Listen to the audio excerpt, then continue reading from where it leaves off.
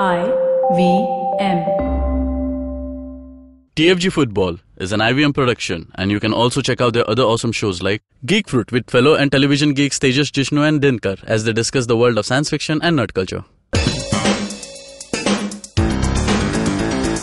You're listening to TFG Football. Hello and welcome everyone. It's a new episode of the TFG Football Podcast, and it's also the episode number 222. Well, we have both our experts from the garage joining us on the show, but both are joining us via phone. Chiranjit and Kevin. Now, the big thing that happened yesterday was the I-League was officially launched in an event held in Delhi, and all the respective 10-team coaches and captains were present there.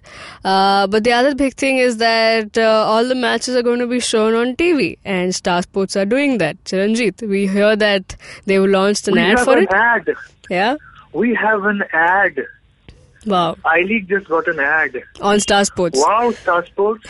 Like 3 days before the league was launched, we have an ad. That is like long-term marketing revolutionized. Yeah. You know, this is the future of TV advertising. 3 days before the league starts, you start showing an ad.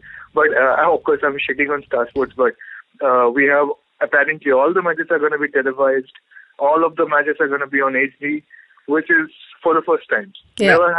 Nobody has ever shown like all the I-League matches live before, and we have never had an HD telecast before. Exactly. So kudos to Star Sports for showing the top division league that respect. But if only they had started to show the same ad 1 month ago, then nobody would have said anything. I mean, you can't even blame them. No, the dates were only out like last week, so the dates were confirmed. But they said like starts 25th November, but they could have just run an ad that says probably a week before. Yeah, they could have at least done. Not even. They knew that it was starting in November. Back in like April. Right, 1 month ago they should have said coming soon in November.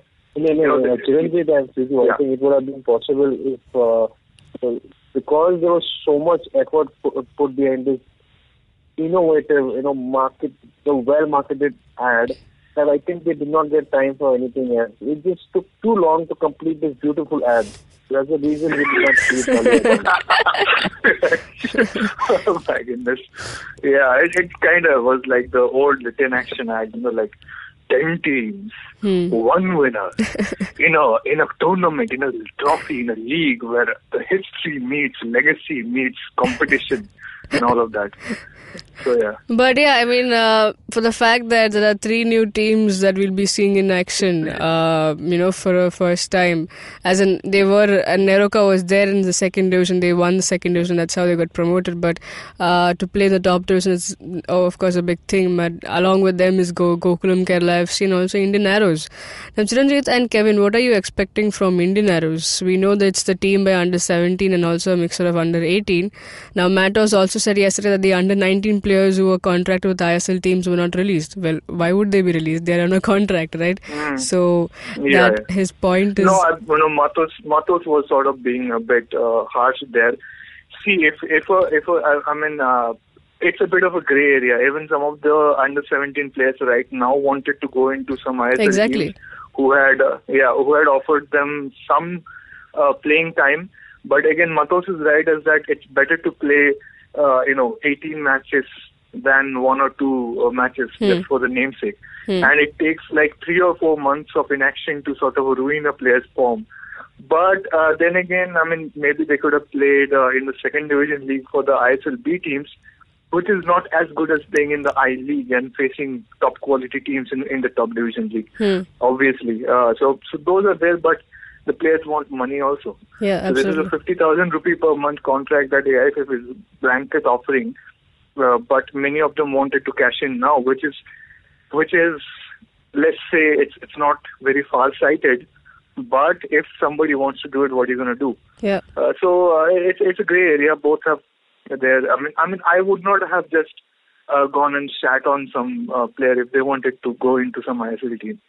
Because players want to make money. Yeah. Kevin, now coming to you, I want to ask, Now, these are the under-17 boys. We saw them in action for the first time at the World Cup. They fairly did a decent job, maybe. I guess just not to be harsh on them. But coming here, they're playing the senior team, okay? They are playing the teams that have the senior players and, who have been playing for a very long time. Maybe not together, but they have more experience. So what are you expecting, or what are your thoughts on them being put against these big guys and then expecting them to play well or learn from it? The first thing is that it's a league, it's not a knockout tournament. So it's good experience because it's going to be a long process, and this only helps with 90-minute games for over a period of 5 months. When the player himself will know what is his capability, and the coach gets a better idea for the coming tournaments at the national level, because this is a team which is it's a mix of national players and the ones who might be inducted into the national team. So obviously it's beneficial for the coach and the players as well, because in the coming years they might they will sign and be taken into other I-League teams, or if I-League continues obviously, and ISL teams and second division teams. So the process is good, the process is right, the thought is right, but I'm not sure really putting them into a tournament where players of twice their size and twice their age will be competing with them. So just to understand if there's a big injury concern for them, if they get injured really badly, it's a big loss for not just for the team, it's for a loss for the national team as well. Okay. Now the other things that happened. But one of the things I want to refer to here is that we have had Indian Arrows in action before. And what their role was that they did not really win too many matches. In fact, their biggest achievements were like draws against teams like top 3 teams like Dempo or United SC or East Bengal. So they were a bit of a disruptive force in the I-League, but they the kind of hardship some players went through, that gave us some really good names. Devjit, JJ. And a lot of others, Subhashish, I think, Sovik.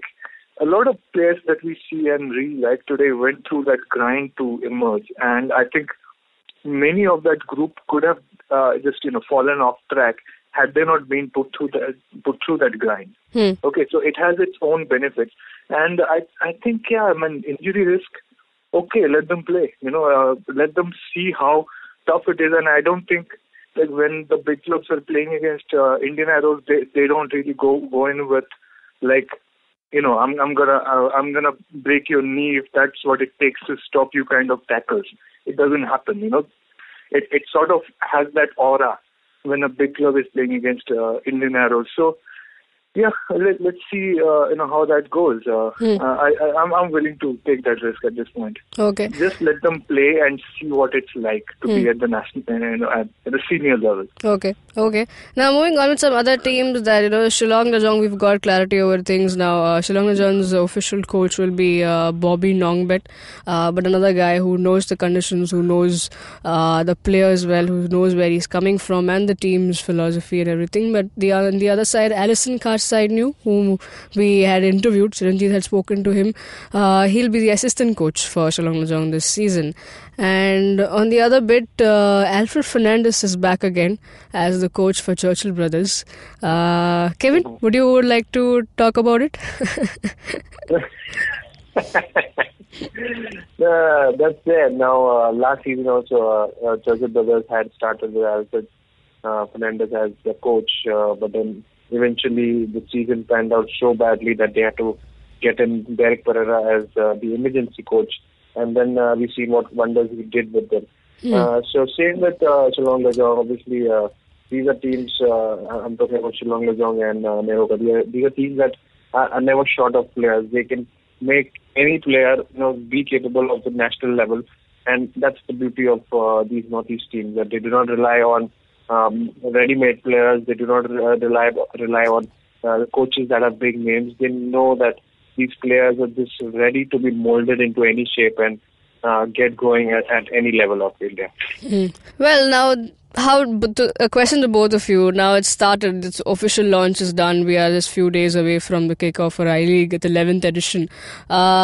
Now, what are your expectations or the thoughts of the as a whole? If there's 3 new teams, with probably the other teams also have a fairly new side who are going to look for to be claimed as the champions. Now, as all are the defending champions, but who do you see as a contender as a whole, and what are your expectations? We go with Kevin first.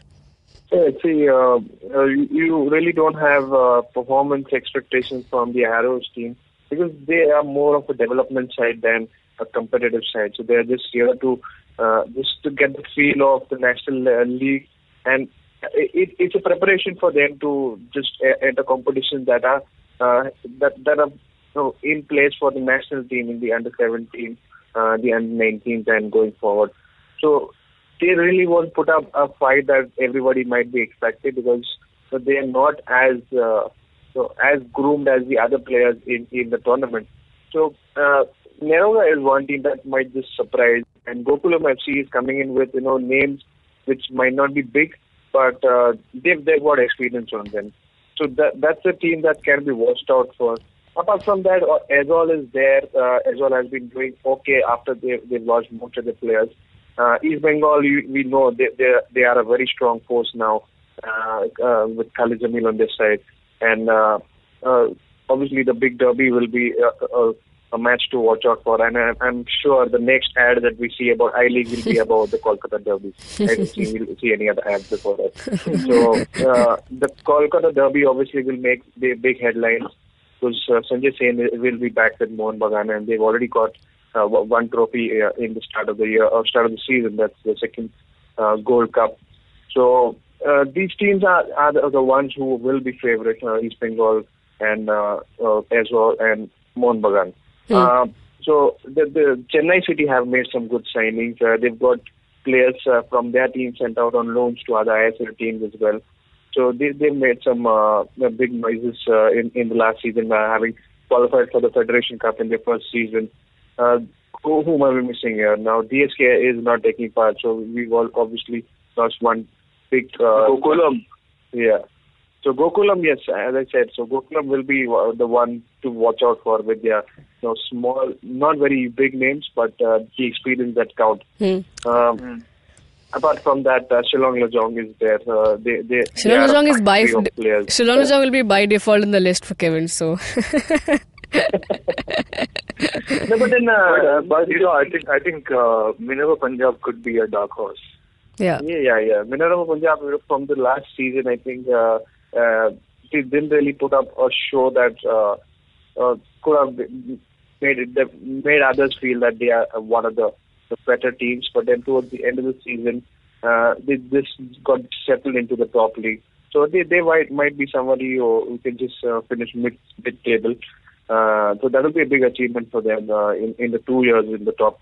Who else do we have? It's more or less it, but I think it's going to be a tough season for ISL FC simply for the fact that they are the champions and now they're coming in with all the spotlight. Yeah. And everybody will be turning up their game to 11 against them. And you're going to have some struggles happening in Churchill Brothers because I think even last season they were having a lot of trouble. Derek Pereira came and rescued them, and this time Derek Pereira is in FC Goa. So, yeah, of course, they're going to have to sort of re-establish themselves. Apart from that, Neroka can cause some upsets, and Minerva Punjab. Chennai City FC, I'm a little bit worried about, but they're not, facing relegation. So, whatever, man. just try to have a good time in Coimbatore. And by the way, so Coimbatore is pretty close to Ooty, so that calls for holiday packages. If you are a smart marketer, you can capitalize on that. Just sell the Chennai City away game very hard to East Bengal, Mohan Bagan, Aizawl FC and Shillong Lajong fans, basically. So, all of that comes in handy, but Minerva Punjab, one team to watch. Indian Arrows, you want to watch the players, not the team, because you're just gonna always. That's what happens with Arrows. You're just trying to figure out, okay, this guy maybe he will get a big contract next season. Maybe he will do so well in the under-20 World Cup qualifiers. So all those permutations and combinations will be going on, and the players will be competing within themselves, which sometimes sort of undermines the point of a team. That you're trying to win the league. Indian Arrows is not trying to win the league, which is the biggest dichotomy of their existence. East Bengal, Mohun Bagan, yes, I am worried about Mohun Bagan, man. I'm super worried.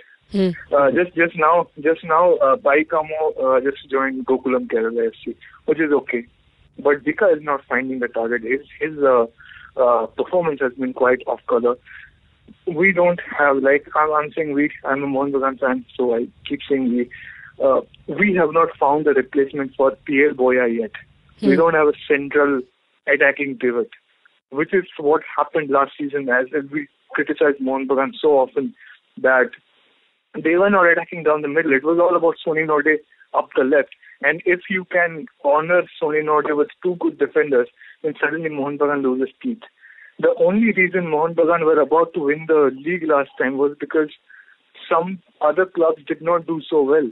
And on certain really crucial matches, Mohun Bagan did so well.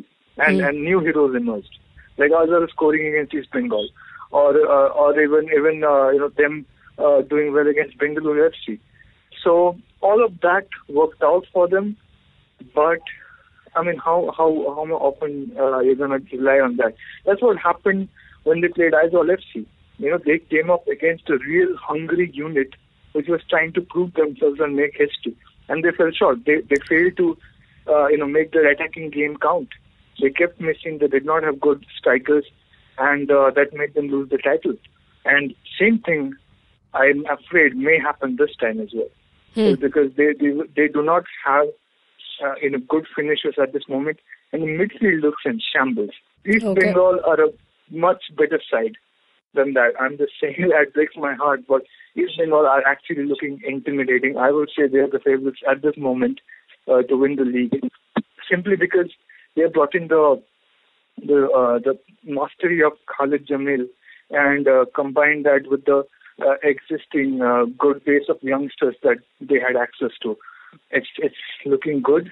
I'm not sure if Khalid Jamil will pull off a great season like he did against ISL FC, but it might be enough to just edge East Bengal towards the title.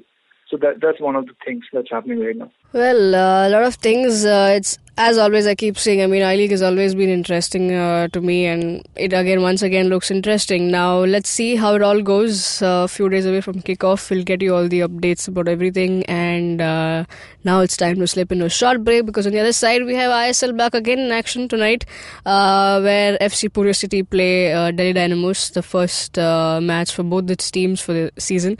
All of that on the other side. Hi, I'm May, and I'm a huge fan of the indie music scene in our country. A scene that's relatively underground, even though it sometimes speaks its head overground, but there's no shortage of talent, and I get the privilege of interviewing some of the most awesome musicians on my show. I've had the likes of Euphoria, Krish Kale, Hardcore, Randolph Correa. I've had singer-songwriters, folk singers, electronic music producers, playback singers, rappers, fusion artists, instrumentalists, classical musicians, and so on. Whether mainstream or not, these people have chosen to release their original music, and these are the people currently shaping the direction in which our music scene is heading. Join me on my show every Monday and tune in to discover the unique talent coming out of India today. You can catch Made in India on your favorite podcasting app or our very own IVM podcast app. And we're back again. Now, Delhi Dynamos are going to play their first match away to FC Pune City, who's playing at home. Now, it's the first match for both these teams in the season, as I said earlier. How do both the teams look like, and what are expectations? We begin with Chiranjit. This is a tough one. Pune City have put together a good squad that is high on Indian talent, which is always something you like in an ISL team. But they have more poise than last season, and they have got the likes of Alfaro and Diego Carlos, who have the capability of giving them way more goals. And especially you're going to have that scary attacking, and so many of these great attacking players actually have come from Delhi Dynamos. Marcelinho, Keane Lewis, they all came from Delhi Dynamos. So all of these are capable of producing a lot of good goals. But you have Delhi Dynamos who have reinvented themselves. They have invested heavily in Indian youth.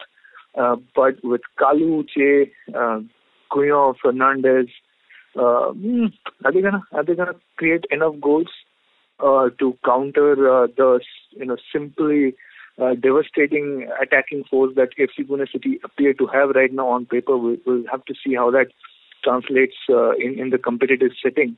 But hey, they've got the firepower, and we can pretty much rest assured that Delhi Dynamos are not going to earn a clean sheet. So it's a game of how many goals they can score back to take the advantage away from Pune City. Okay. It's a game of pressure, and I'm just not seeing enough firepower in Delhi Dynamos that will match up to Pune City at this moment. Okay. And that is because so many good former Delhi Dynamos players are now in Pune City. So it's like it's a Pune steal City for them. came and Yeah. Delhi's moved. Yeah. Kevin, your thoughts?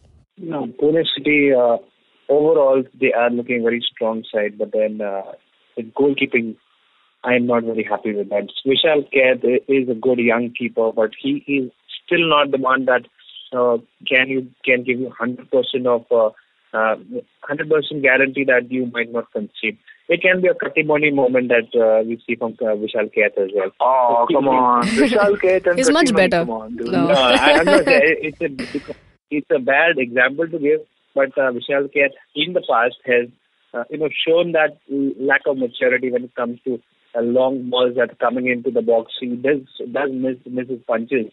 So there are problems that Vishal Kaid is known for. So that is a worry part for Pune FC because Pune City FC, because this is where they will be hit very hard.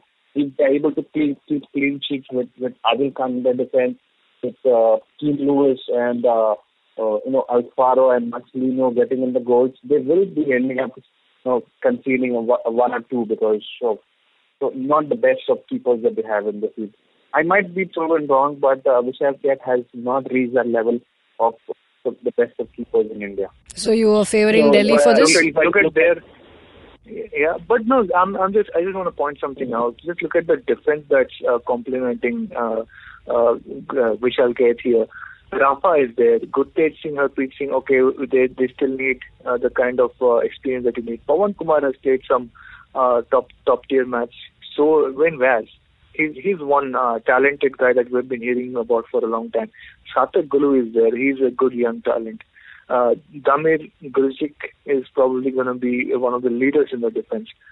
I see a good, the crux of a good defense forming around Vishal Kaid. And Vishal Kaid has had impressive games when he was playing for Shillong Lajong in the last couple of seasons. So just because if this was against Bengaluru FC, I would have said they're gonna concede one or two. But this is Delhi Dynamos. They might just pull off a clean sheet. I don't know. I'm inclined to think they have like a 40% chance of pulling it off. This on the contrary, if you just look at the defense of Delhi Dynamos, now they've got Albino Gomes. Now he's one guy who took one season just to take all the limelight to himself. He was part of ISL FC, and he did a splendid job.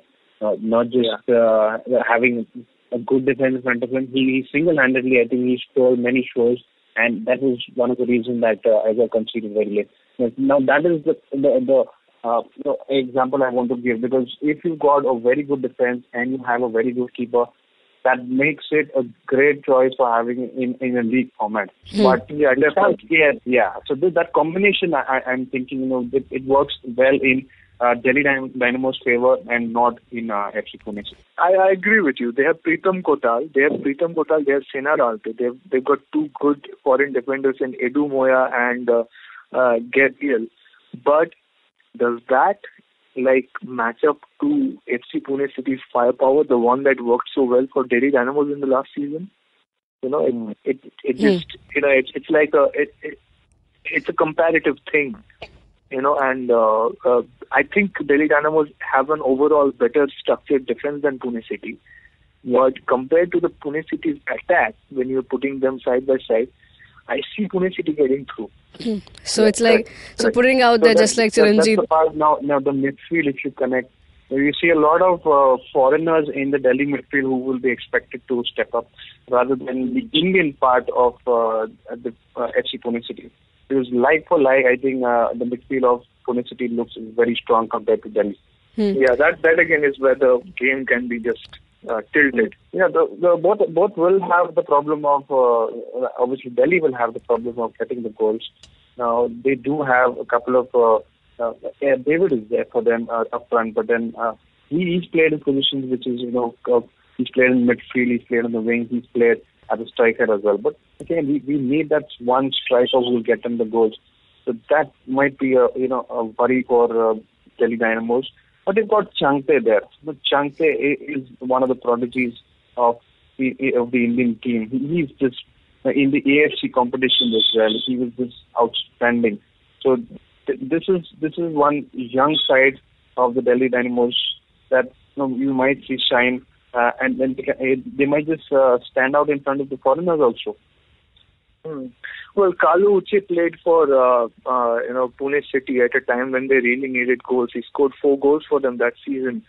So he's somebody who's done sort of well, but has not really blown anybody away with his performance. The thing with Lalianzuala Changte is that he scored those 2 goals backed up by a top Indian midfield against Nepal in SOF Championship.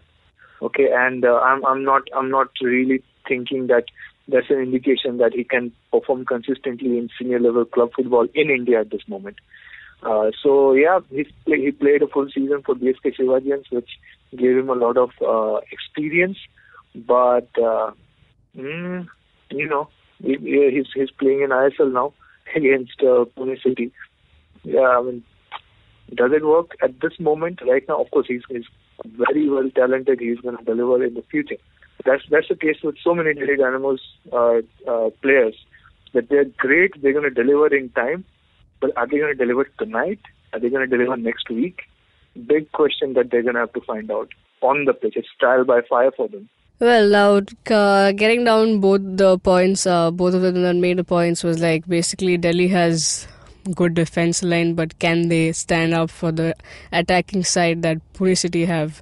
Now that's what we'll have to wait and watch, and it's a great combination. I mean, if one doesn't have this, the other has that. So it's kind of like that. If somebody has a loss, the other person has a gain over there. So we have to wait and watch these two sides tonight play their first kickoff. Now coming to the scoreline predictions, you all did tell like there would be goals, but is it expecting too much goals from this match going to cost you all? Because again, we thought ATK would score or Kerala Blasters would score, but that was a dud match. So what are your scoreline predictions for tonight's game, Chiranjeev?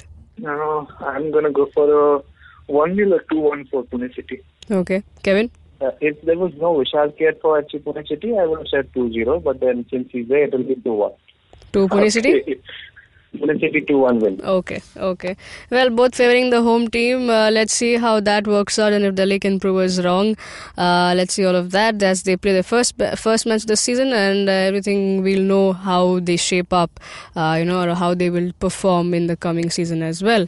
Now that's all, folks, for today. And if you enjoyed the show, please do like, share, subscribe to our YouTube channel. Hit the bell icon so you don't miss out any of the new episodes.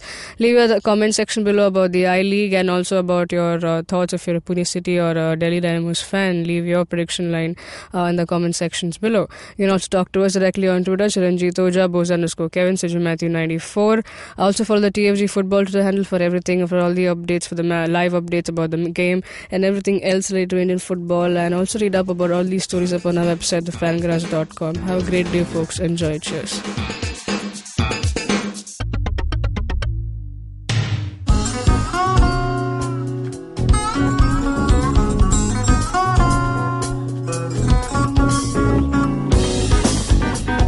That was Tantrik Steve from Hansraj College, Delhi, performing at IIT Bombay's Mood Indigo.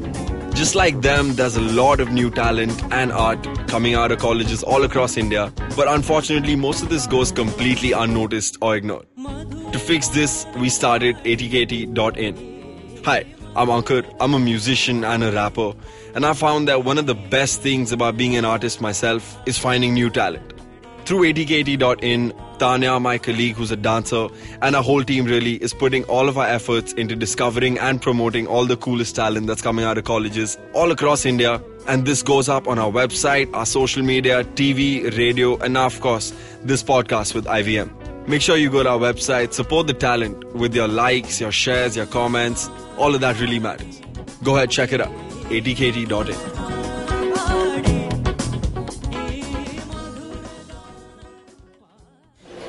Excuse me भैया, excuse me. बोलिए madam. Menu में क्या है? Menu में scene unseen है, podcast है, on course है, Cyrus है, made in India, rediscovery project, empowering series, sex wax है, IVM लाइक्स है, सिंप्लीफाइड है, कीपिंग इट क्वियर है, ड्रिंक्स एंड डेस्टिनेशंस है, माय नेबर सकरबर्ग है और द फैन गराज है. आपको क्या चाहिए? एक बार रिपीट कर देंगे क्या? रिपीट नहीं करता हम. आप जाओ IVMpodcast.com पे और सुनो ये सब, या फिर डाउनलोड करो उनका ऐप. सब आपकी उंगलियों पे.